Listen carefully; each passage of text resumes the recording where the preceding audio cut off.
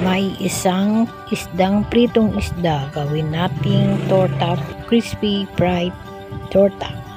Ay ang isdang piraso, hinimay natin, tinanggal natin ng tinik at meron tayong sibuyas, bawang, kamatis at halo-haluin lang natin sila pagsamasamahin at maglagay lang tayo dyan ng konting pampasarap at maglagay tayo ng 3 kutsarang all-purpose flour at buburan natin yan ng pampasarap at maglagay tayo ng 3 itlog. Ngayon 2 lang muna natin ilalagay at i-mix lang natin yan itlog na yan, haluin lang natin yan.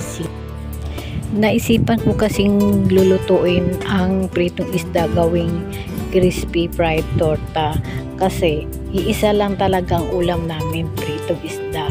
Siyempre nag-iisip ako paano gagawin para maparami ang ulam at dadami pa ang makakain nila. Kaya ang ginawa ko at ito ay subukan yung gawin to.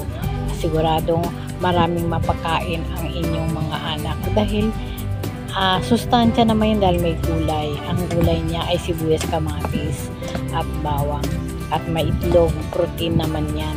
At ayan, simple lang gagawin natin yan, halo-haluin lang mga ingredients, prituhin lang, ayan, mapasarap ang kain ng mga bata at masustansya pa.